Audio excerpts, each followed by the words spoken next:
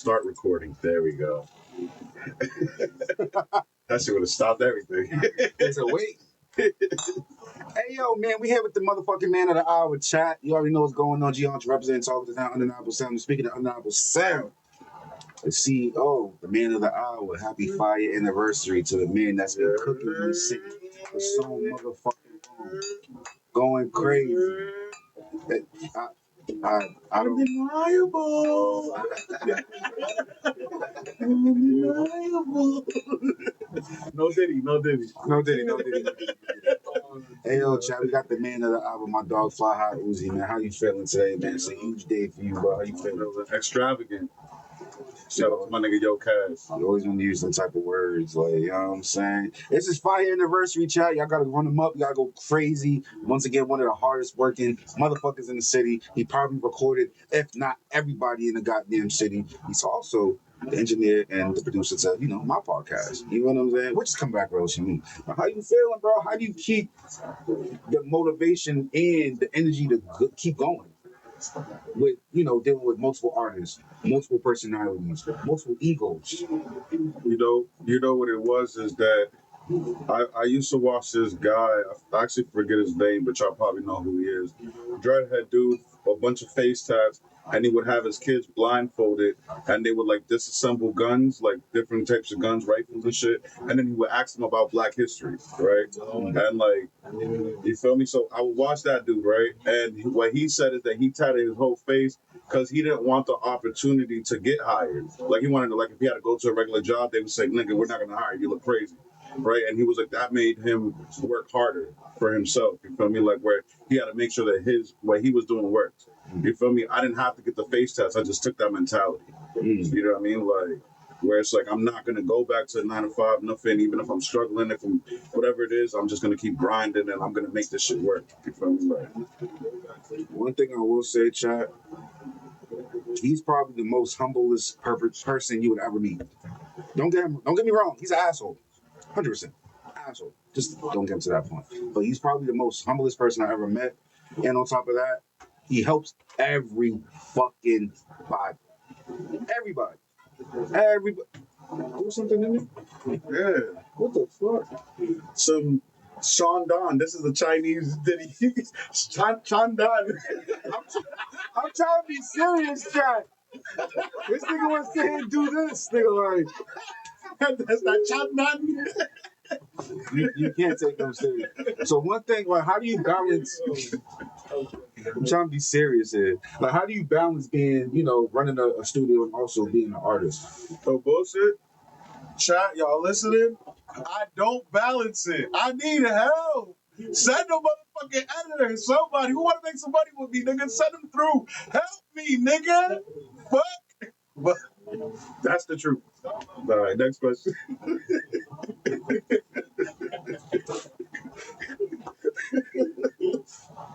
He's dead ass serious. That's the crazy. He's dead. Wait, no. Oh wait, no. That's easy. He could be smoking those.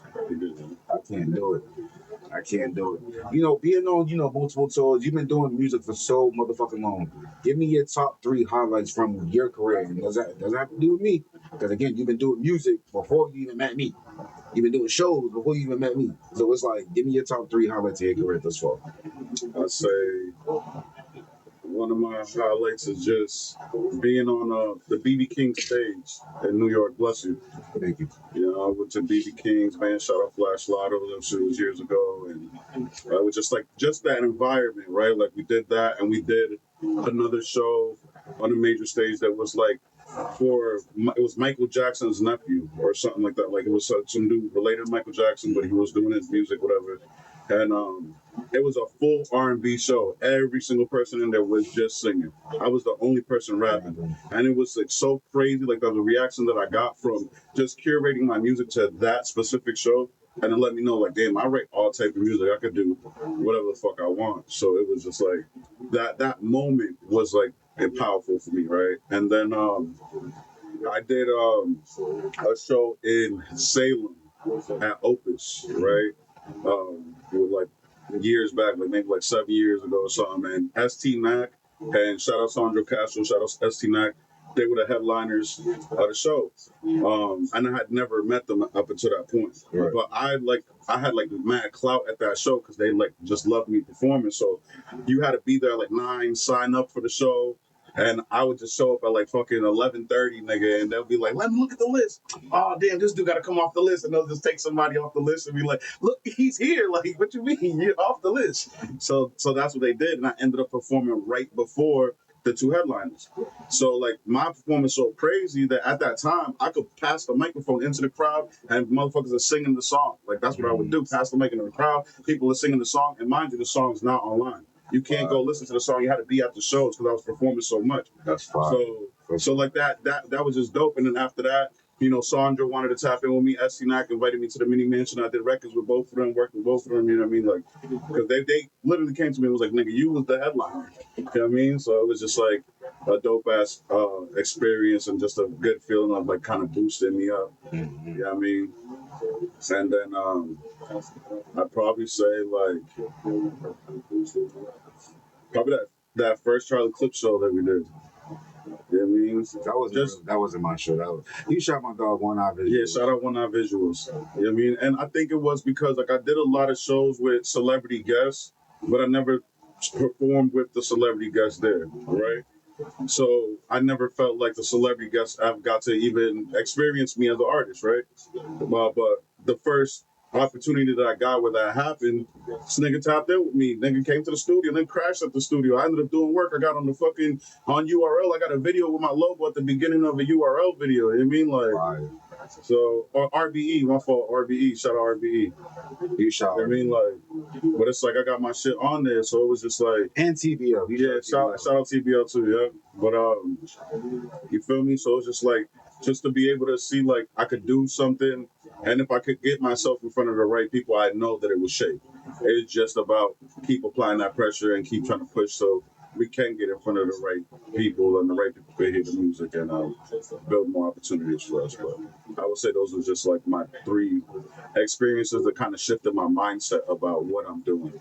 As opposed to like, yeah, I did shows with bigger crowds, like the MIT show or other shows that just felt dope. Like, yo, this performance was fire. But those shows in particular shifted like my mindset of what I got to do as an artist. That's fire. That's definitely fire. As an artist that's been in this game for so long, how do you stick with the times? How do you also stay motivated in order to keep going with the times? And, you know, some trends don't really hit as much as other trends or whatever the case may be. But I've seen you since I worked with you. You stuck with the trends, whether it's moving the crowd, whether it was club music, whether it was breakup music, whether it was relationship music, whether it was drill music. Like you can literally dip in every single bag. So how do you stick with the times and continue to move on with your music career? The answer is very simple. I'm immature. I hate this nigga so much. I'm thinking he's about to say something. Like I feel like that question was so good, chat. Like I put that shit in my head perfectly, and he just. Now you know what it is. Like when I was used to be a young nigga with an old soul. Now I'm a older nigga with a young soul. But I ain't old though. I'm just young. Yeah, I'm still young. Yeah, I'm a young nigga with a young soul. Man. This motherfucker. I thought I put that question together so perfectly. Yeah, nah, but that's the truth though. I don't know. Like I feel like I just like I like the stupid shit in life. You know what I mean? Like I like to just enjoy life. I don't want to be serious all day, which, you know, allows me to fucking relate to people that are younger than me because, you know, they're gonna be a little bit more rambunctious is a good word, you know what I mean? Without throwing that out there, you know. He's talking about me, yo. He's talking about me. He's older than me. No, I'm not. So don't get on this chat trying to lie. Yo, chat, he's older than me, chat. I mean, probably right now I look older. Damn, I look crazy old right now. Yeah, you do. You look like a retired NFL player. I was running back the joke from earlier. Yeah, I'm just gonna go like my face. Fuck y'all. Who's laughing? Everybody laughing. Fuck y'all. You like that? You like that? That was a good one. That was a good one. Yeah. Yeah? Fuck y'all. I hate y'all niggas so much. Hey, you soundboard. Oh, Don DeMarco. Nah, that was a Don DeMarco moment, nigga. You gotta drop that shit. That's wild, nigga. You're like a retired football player. Why are you repeating it? Why are you repeating it? Why are you repeating it? Why are you Why are you repeating it? Don DeMarco. Shut up. Fucking annoying, chat. Yo, this nigga Butter Esco's annoying as shit. So you've been doing shows with me for the last 3 years? 3 years. 3 years. Shit. Is there any highlights that you have from doing them shows? Because I watched you elevate from not only doing the shows, but chat. He has one of the hottest drop mics out here, going crazy on YouTube. Yeah, I think he dropped today every hour. How? I don't fucking know. Ask him. I can never do it. But That's fair. Yeah, check out the YouTube. We still dropping right now. he's still dropping. Like as we're shooting right now, he's still dropping. Y'all check the YouTube. I got to drop my drop. Literally every hour. He just dropped at 11 p.m. It's 11:05. He's not. He's been dropping every hour all day. Like, that is crazy. Like, what made you get into the idea of doing the drop mics and having your own lane when it comes to that? Honestly, when you know, I had the privilege of going with you to South by Southwest. Yeah, I mean, and get to experience that. Because when we was out there was a person doing a drop mic on every corner, right? Every fucking And I did 3 drop mics, but I only released 1 because the other ones were poor quality. You know what I mean? So it made me realize that damn, all the niggas that did poor quality drop mics out there, they still had a line out the door. They still did, over that weekend, they probably did 30 drop mics, you know what I mean? Minimum. And so I'm like, damn, that's a good way to make some extra income and do something that I can do at a higher level than your average person, right? So it was like I started the drop mic shit, and then it was like, okay, now fucking Blockwork TV's hitting me up, you know what I mean? Like you got Jetpack and Art Block seeing what I'm doing and be like, oh, we like that business method. Okay, let's try to do drop mics at showcases now, because that's something that I seen at South by them outside because it's a big festival. But I'm like, what if I just pulled up to a showcase? And then we went to the show at Hyde Park, and I just set up and was like, that shit worked. I did like 10 drop mics that night. Crazy that day, You know what I mean? So it was just like, just making that work and just kind of putting that, I seen there and was like, how can I make it where I'm doing that consistently? Because at first I was like, okay, I'm going to just do drop mics at every music festival. When I started checking all the schedules of every music festival that happens and saying I could travel to any music festival and make the money back that I paid to go to the festival by doing drop mics. Right. But then I'm like, okay, but how could I still do drop mics out here without having to DM artists? Like, you want to get on my platform, or artists looking for me to get on my platform. I just go directly to the source. Like, I go to Artist Showcase where nobody's going there to interview artists. Nobody's outside like that interviewing artists or anything like that besides us. You know what I mean? Like, people could go to the clubs or they can go to all these other places to interview people, but nobody's going to where the artists are performing and interviewing the artists on the spot and giving them the light. You know what I mean? So I feel like us being able to capture content right at the shows, showing what venues we be at, where we perform at in the background, it's just kind of dope to highlight that part of the city, you know what I mean? Or just the scene in general for Mass.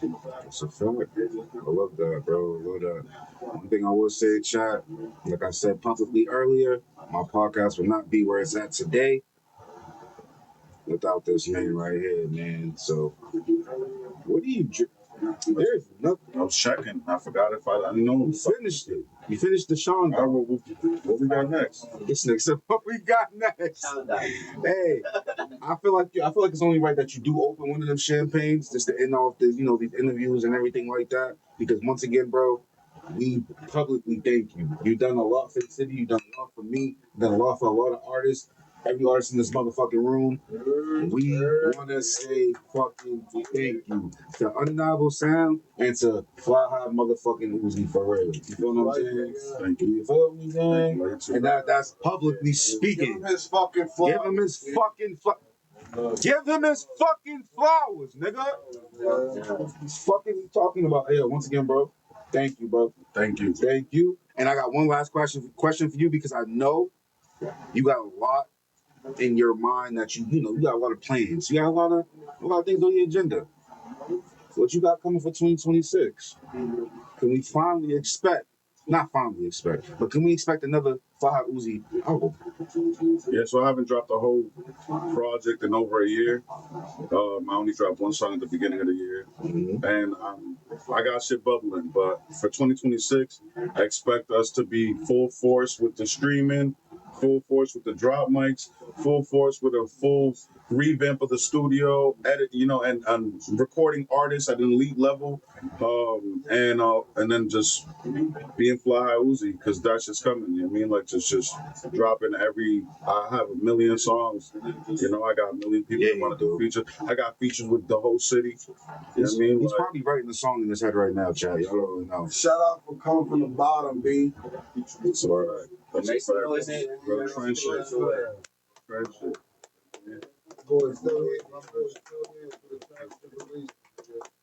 Friendship. Hey, at the end of the day, like I said, me, G Honcho from Talk to the Town, appreciates Fly Uzi, Undeniable Sound, everything that you've done for us, everything you've done for me, even before all this shit came on, streaming and everything. He made my podcast pop, and we're gonna continue making him and everybody else a part of the Undeniable Sound team pop as well.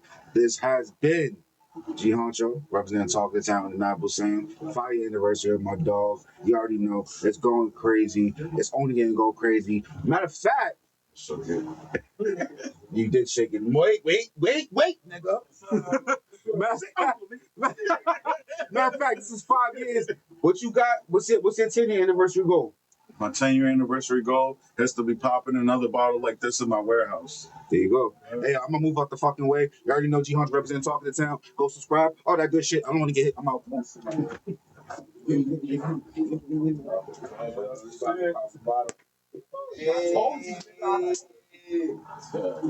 turn it up. Don't turn it up. Don't turn it up.